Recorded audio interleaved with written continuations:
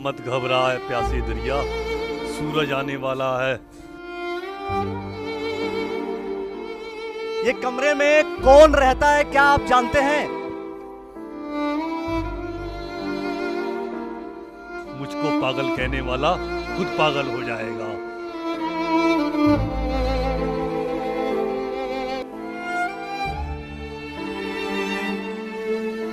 ये जो कमरा आप देख रहे हैं, ये कमरे में कौन रहता है क्या आप जानते हैं? क्या इस कमरे में आप रह सकते हैं? ये तस्वीर मैं फिर से दिखा रहा हूं आपको। क्या इस कमरे में आप रह सकते हैं?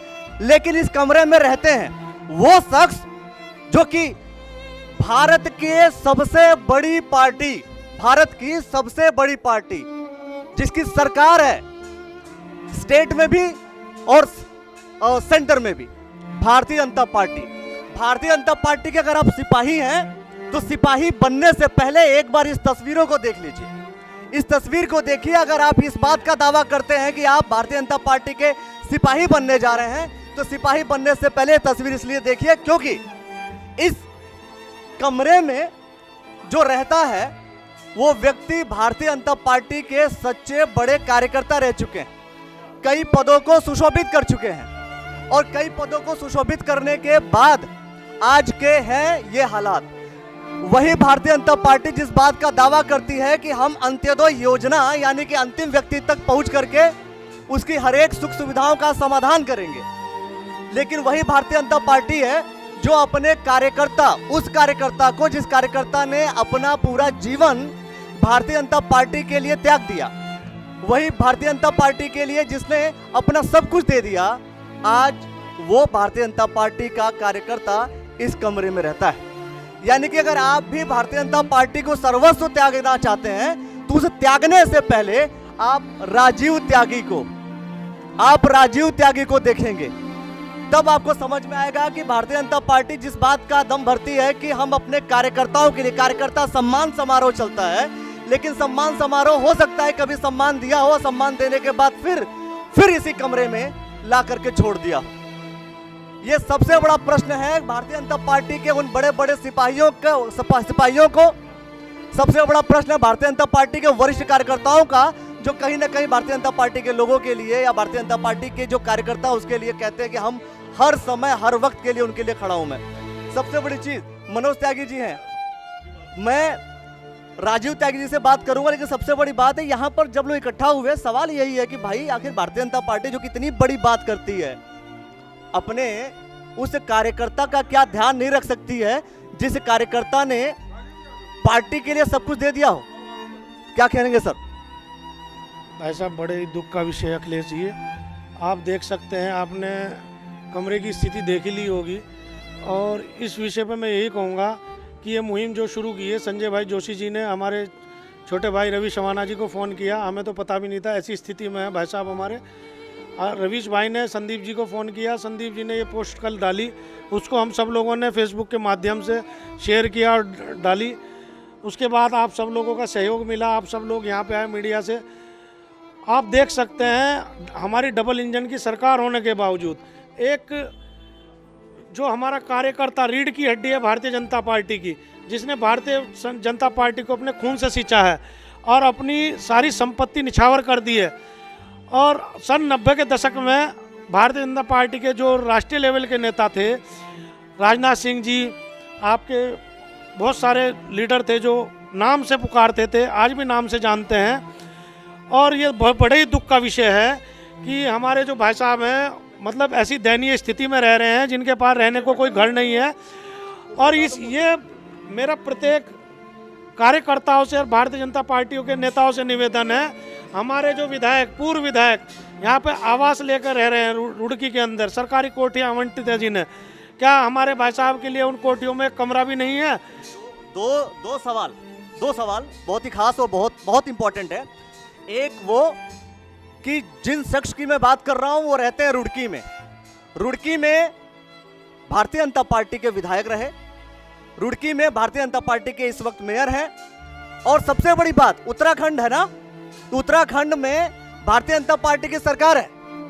इसके बावजूद अगर भारतीय जनता पार्टी के कार्यकर्ता की ये स्थिति होगी तो सोचिए भारतीय जनता पार्टी को ज्वाइन कौन करेगा। और ज्वाइन करने से पहले एक बार मैं फिर से राजीव त्यागी से बात करूंगा।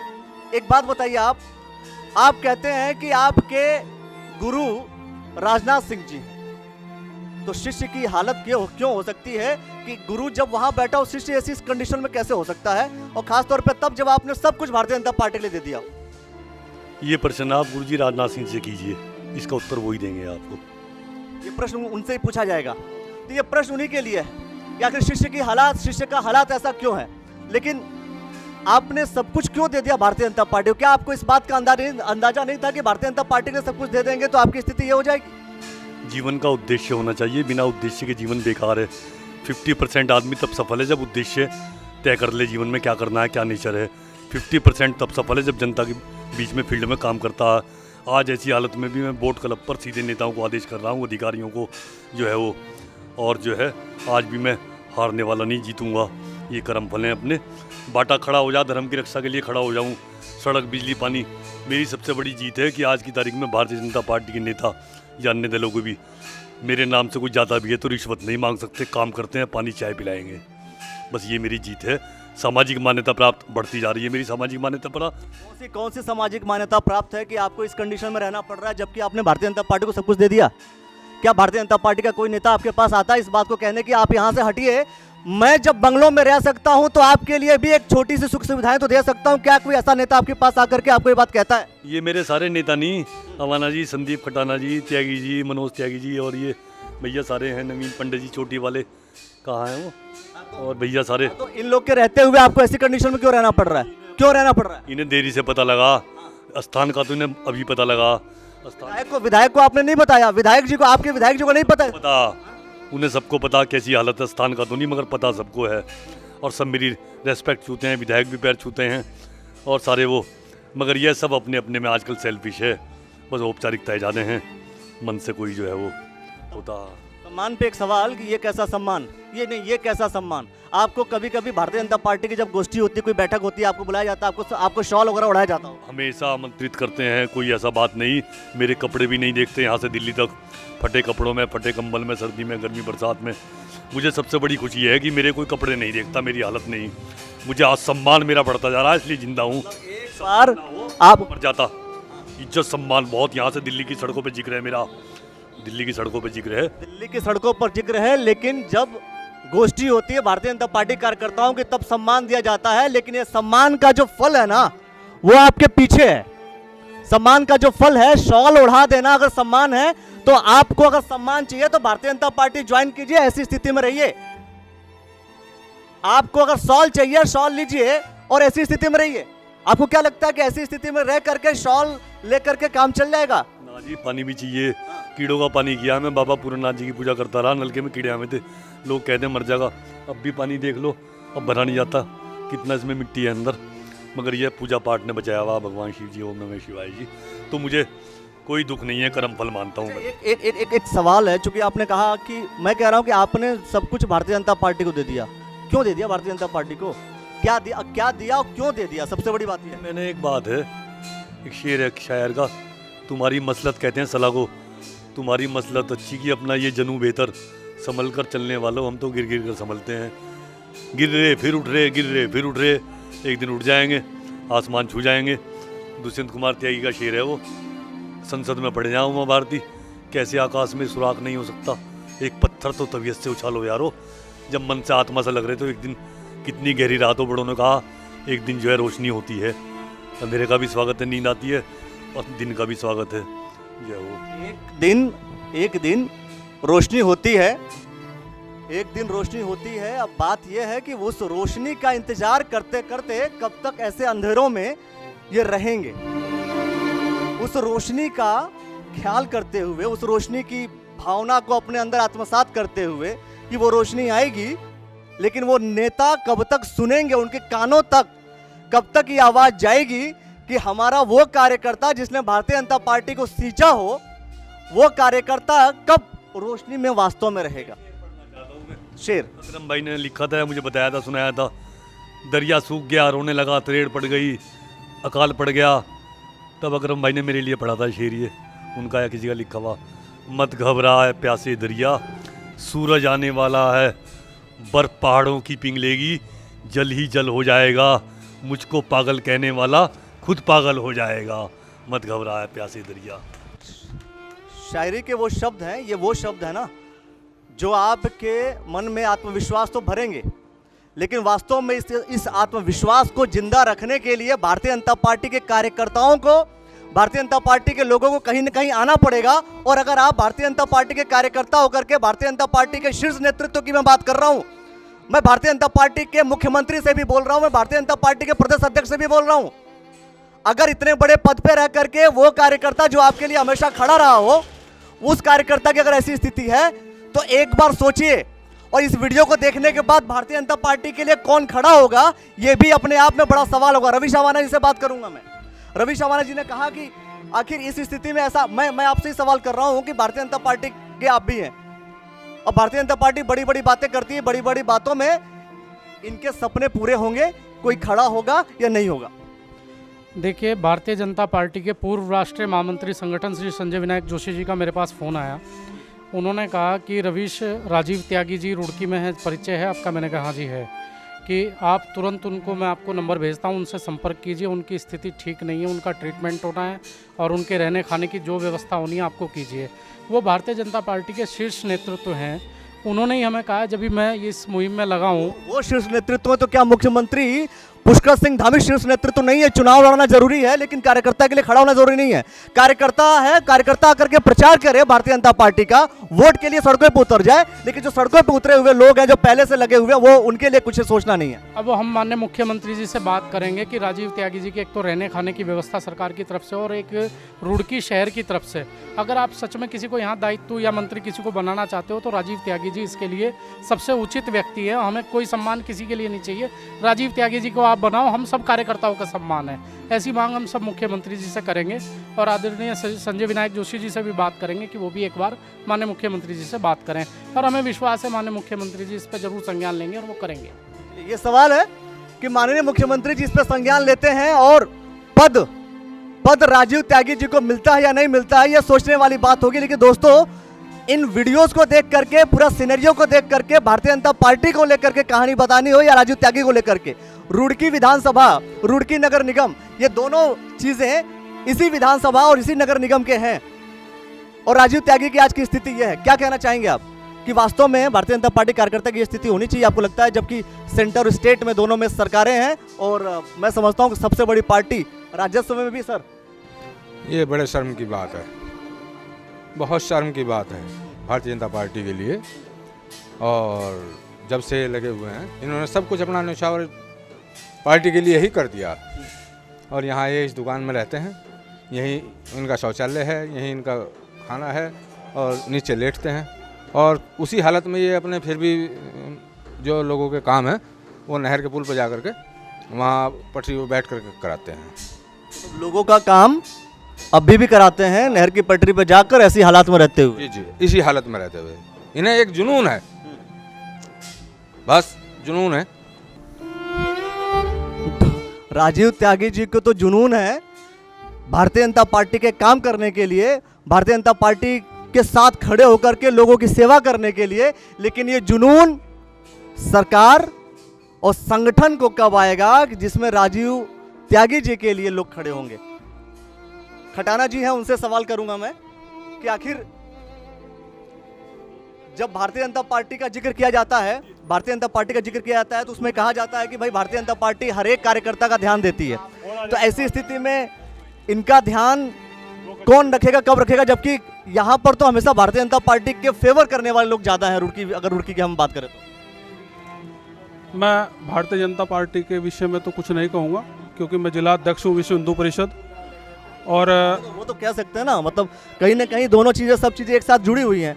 आप कह तो सकते हैं, बता तो सकते हैं। उसी विषय पे आ रहा हूँ ना, उसी विषय पे आ रहा हूँ। एक दौर था, एक 90-89 का दशक था, उत्तर प्रदेश हुआ करता था और सहारनपुर जनपद हुआ करता था। तब विश्व हिंदू परिषद, बजरंग दल और संघ परिवार का, राम मंदिर का आंदोलन चरम पर था। भारतीय जनता पार्टी कहीं अस्तित्व में नहीं थी, गिने चुने विधायक और सांसद हुआ करते थे। उस समय के स्तंभ बैठे हुए हैं। और यही इन्हीं के इर्द गिर्द वो सब आंदोलन, वो भूमिका सब कुछ यही रुड़की से होती थी, मुख्य भूमिका में थे। और हम सब के लिए गौरव का विषय है कि भाई मुझे भी उस समय, मैं छोटा ही रहा इनसे, लेकिन छोटा भी नहीं, बराबर ही कहूँगा, हम सब लोगों ने काम करने का अवसर मिला, जज्बा था। उस समय संपत्ति थी इनके पास, धन थी, दौलत थी, सब कुछ था, तो राजीव त्यागी था।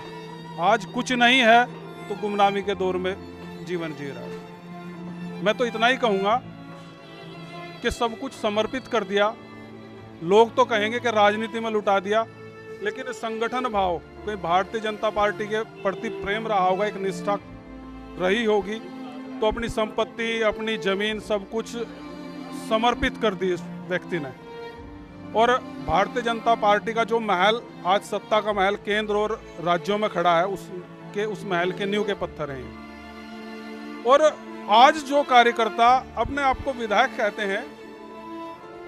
कहते हैं, सांसद तो नहीं कहूंगा, या कोई अनेक दायित्वों पर, सांसद क्यों नहीं कहेंगे, मतलब मैं उसी विषय, सांसद का भी तो जिक्र कीजिए कि 2024 में सिर्फ वोट मांगने आएंगे फिर से। मैं उसी विषय पर आ रहा हूं। वो सब अगर कहीं राजनीति में उनका कद का अगर मपना देखा जाए तो वो इनसे नीचे हैं। हरिद्वार जिले की बात कर रहा हूं मैं। दायित्ववान कार्यकर्ता भी अगर कहीं कहें तो वो भी नीचे हैं। और अपने संघ परिवार के बहुत वरिष्ठ स्वयंसेवक रहे हैं। हर समय खाकी नेकर में जहां कहीं भी संघ का कार्यक्रम होता, बढ़ चढ़ के हिस्सा लिया करते थे। आज वो कार्यकर्ता, मेरे लिए तो शर्म का विषय और विचारणीय विषय है। एक सवाल कर रहा हूं, क्या भारतीय जनता पार्टी इस वक्त यूज एंड थ्रो का कॉन्सेप्ट यूज कर रही है कि यूज करो फेंक दो? नहीं, ये तो मैं नहीं कहूंगा use and throw. Use and throw नहीं कहेंगे, क्या कहेंगे? मतलब अगर मान लीजिए कोई व्यक्ति जो न्यू बना पड़ा है, आपने सारी सुख सुविधाएं ली और जब एक पड़ाव आया, एक उम्र आया कि भाई अब नहीं कर सकते, आपने छोड़ दिया, तो यूज एंड थ्रो नहीं हुआ तो क्या हुआ? मैं कहूंगा ना, आप दूसरा कह रहे हैं, मैं दूसरे रूप में कहूंगा। आज के युग में परिक्रमा की जो व्यक्ति जिस नेता की ज्यादा परिक्रमा कर रहा है, वही आज उच्च शिखर पर है। चाटुकारिता सर्वोच्च शिखर पर है। भारतीय जनता पार्टी में चाटुकारिता, नोट कीजिए, इस बात को नोट कीजिए, लिख लीजिए, भारतीय जनता पार्टी में चाटुकारिता उच्च शिखर पर है। शिखर एक बनाइए, उत्तराखंड में रहते हैं, शिखर बनाने की आदत होगी, जानते होंगे आप लोग। तो भारतीय जनता पार्टी में चाटुकारिता उच्च शिखर पर है और उसी वजह से आज शायद राजीव त्यागी जी की स्थिति वही है। हाँ, राजीव त्यागी जी आपके सामने प्रत्यक्ष प्रमाण है।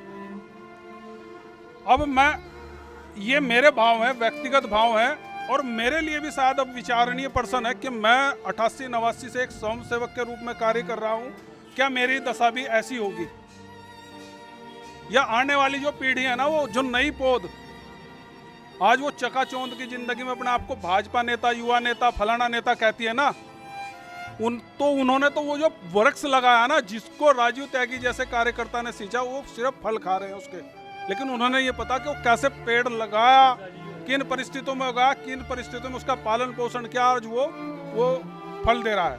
मैं तो इतना ही कहूँगा आपके माध्यम से, और आपका मैं हृदय की गहराइयों से धन्यवाद ज्ञापित करना चाहता हूँ कि आप आज इस गुमनाम गली में, गुमनाम नींव, भाजपा के नींव के पत्थर को आपने तलाशा, और तलाशते आप आए, और हमारी जो आवाज़ और इनकी आवाज़ आप बनकर कहीं ना कहीं हमें आशा तो नहीं कहूँगा, क्योंकि हम दया के पात्र नहीं है। भारतीय जनता पार्टी हमारा अधिकार है, हम कार्यकर्ता रहे हैं। धन्यवाद देना चाहता हूं रवीश भाई को कि 2 महीने से लगे हुए हैं। रात इनका फ़ोन मेरे पास गया कि खटाना जी ऐसा ऐसा है, आप लोग देखिए। मैं तो लगा हुआ हूँ क्योंकि बीमार थे, इनके पैरों को था। मैं ही कहता हूँ आपके माध्यम से सिर्फ 2 बात कहता हूँ, क्या इतने सारे दायित्व हैं, क्या राजीव त्यागी जी के लिए कोई दायित्व नहीं बचा? जो आज इस समय में अगर जीवित है तो इनके अंदर अपने जज्बे के कारण, हौसले के कारण, किसी की दया के कारण नहीं है। मैं तो कहना चाहूंगा अपने प्रदेश के माननीय मुख्यमंत्री जी से, अगर रुड़की क्षेत्र में दायित्व दें आप, मुझे दायित्व की अपेक्षा नहीं है, ना चाहिए, ना बिल्कुल होगा। अगर पहला दायित्व दें तो लगेगा कि हाँ कार्यकर्ताओं का सम्मान है, तो उस पहले दायित्व में अगर पहला नाम उस सूची में हो तो राजीव त्यागी का हो। चलिए ये बड़ी मुहिम है। मुहिम ये है कि अगर रुड़की क्षेत्र में किसी को कोई दायित्व अगर दिया जाएगा तो सबसे पहले राजीव त्यागी जी को दायित्व दीजिए, या वही जो गुलदस्ता लेके पहुंचेंगे आपके पास आप उसे दायित्व देंगे कि वास्तव में जो गुमनामी की जिंदगी जीना पड़ रहा है। हालांकि गुमनामी ऐसा नहीं बोलूंगा क्योंकि अभी भी लोगों के लिए लगे हुए हैं। बोट क्लब ही कार्यालय बन चुका है। क्या कहेंगे सर, क्या कहेंगे सर? क्या कहें भैया, राजीव त्यागी जी को मैं 25 साल से जानता हूँ, इनकी कार्यशैली को भी जानता हूँ। इन्होंने संगठन का काम किया, एक प्रचारक का जीवन जिया। इन्होंने शादी भी नहीं की, अपना सब कुछ पार्टी के दिए दिया। और कभी भी, सबसे बड़ी बात है, कोई पूरे शहर में ये नहीं कह सकता कि राजीव त्यागी जी को फ़ोन किया हो, राजीव त्यागी जी ने रिस्पॉन्स ना दिया हो।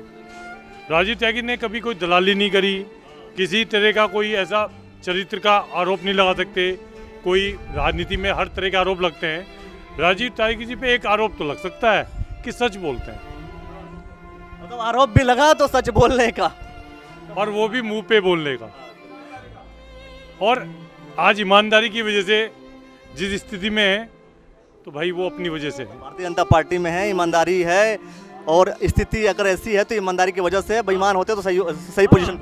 आज अगर कहीं ये भी चाटुकारिता करते या लेन देन का सूटकेस चेंज करते इधर उधर, तो आज कहीं और होते, आपकी ज़रूरत ना पड़ती। आज हम लोग तो, हमारे रवि सवाना जी कई साल से इनकी सेवा कर रहे हैं, किसी को बताते नहीं हैं, फेसबुक पे डालते। अब कई बार ऐसी स्थिति आ जाती है, हर आदमी का परिवार स्थिति ऐसी होती है कि भाई उन्हें लगा कि मैं डालूँ। कल इन्होंने एक मीडिया में, फेसबुक पे शेयर की थी पोस्ट, उसके बाद सब लोग जागरूक हुए। लेकिन बहुत से लोग ये पूछे ये राजीव त्यागी जी कौन? ये दुर्भाग्य है भाजपा का कि जो अभी 2 साल आता है, 3 साल आता है, वो सब कुछ जान लेता है, लेकिन जो पुराने पन्ने हैं उन्हें पढ़ता नहीं है। इसलिए किसी को नहीं मालूम कि राजीव त्यागी कौन है। हम लोग जानते हैं, कभी राष्ट्रीय लेवल पे भाई साहब की पहचान हुआ करती थी। जो पुराने लोग हैं, बड़े बड़े, अब से 10 साल पुराने वाले नेताओं से बात करेंगे तो राजीव त्यागी जी के लिए बताने की जरूरत नहीं होगी कि रुड़की में राजीव त्यागी कौन है। हो सकता है कि नए लोग नहीं जानते हों, नए लोग जाने या ना जाने, लेकिन सबसे बड़ी बात कि जिन्होंने सूटकेस इधर से उधर किए होंगे, जिन्होंने भारतीय जनता पार्टी के संगठन में रहकर चाटुकारिता की होगी, जैसा सभी लोग बता रहे हैं, उनके पास पद होगा। लेकिन जिनके ऊपर आरोप है भारतीय जनता पार्टी में रहकर ईमानदार होने का, उनके पास कोई पद नहीं।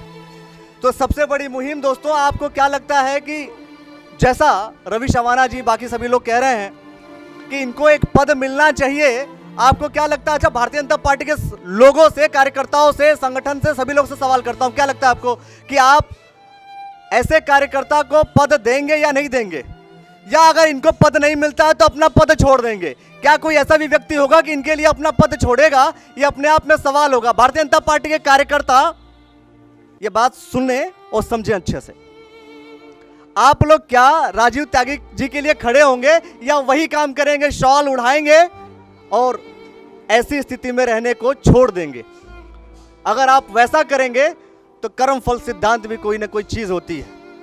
कर्मफल सिद्धांत पे चर्चाएं बाद में करूंगा, रवि सवाना जी से भी इस विषय को लेकर के बाद में चर्चा करूंगा। लेकिन आपसे सवाल छोड़ रहा हूं कि आखिर राजीव त्यागी जी के लिए रुड़की में अगर कोई पद मिलता है तो कोई छोड़ेगा पद, या कोई नया पद क्रिएट करके देंगे, या कोई पद खाली है उस पद को देंगे, और कोई रहने का घर देंगे, या विधायक और मेयर अपने यहाँ तो आराम से रहेंगे और जब वोट मांगना होगा तो सड़कों पर उतार देंगे? सवाल है, इन सवालों का जवाब देते रहिए, कमेंट सेक्शन में दीजिए और विचार कीजिए कि भारतीय जनता पार्टी में रह करके भारतीय जनता पार्टी की सेवा करने के बाद अगर ऐसे हालात हैं तो भारतीय जनता पार्टी को कौन ज्वाइन करेगा?